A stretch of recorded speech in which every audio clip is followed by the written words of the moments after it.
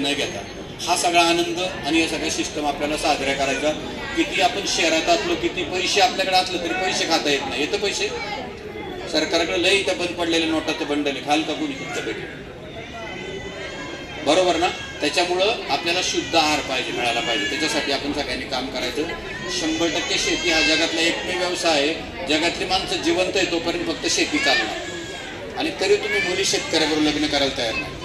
तुम्हाला बारला बसणारा चालतो, शेतकरी चालत नाही, दुर्दैव आपलं सगळं सिस्टम। मग काही दिवसांनी शेतकरीच शिल्लक राहणार नाही। काय खाणार आहे तुम्ही? कॉन्क्रीट खाणार, हार्डवेअर सॉफ्टवेअर खाणार, नोटाचा बंडल खाणार का डिग्र्या खाणार? काय खाणार?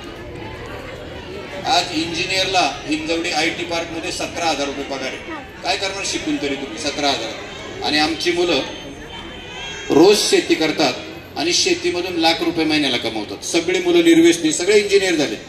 म्हणजे इंजिनियर झालेला मुलगा लाख रुपये कमावतो, तो बायकोला, आईला, सगळ्यांना फिरायला घेऊन जातो महिन्याला, पण तरी कोणी मुली तयार नाही आहेत। का? तर तुम्हाला दारोडे लागतात, बारला बसणारे सगळे। हे दुर्दैव आहे आपल्या सगळ्या सिस्टमचं। म्हणून आपल्याला आपली संस्कृती, कारण तुम्ही इतका सुंदर असा कार्यक्रम, धनकवडीसारख्या शहरातली लोक इतकी भाविक आहेत, पण संस्कृती पण जपावं लागेल आपल्याला। आणि संस्कृती, काका माऊली लंडनला गेले, आपल्यापेक्षा जास्त लोक व्हेजिटेरियन आहे तिकडे, म्हणजे तिकडे नॉनव्हेज खातच नाहीये। आणि आपल्याकडं काय खातात? नॉनव्हेज माणसाचं खाद्य नाही, जनावराचं खाद्य आहे। डोक्यात असू दे सगळ्यात। बायकांना 8-8 दिवस घरात ते करायला आवडतं। थोडंसं बदल झाले पाहिजे, कारण खाणं तसं मन आहे, मन शुद्ध करायचं काम काका माऊली करतात। आणि चांगलं अन्न देऊन ते मन शुद्ध करण्यासाठी जी पूरकता लागते ती सगळी आम्ही शेतकरी करतो।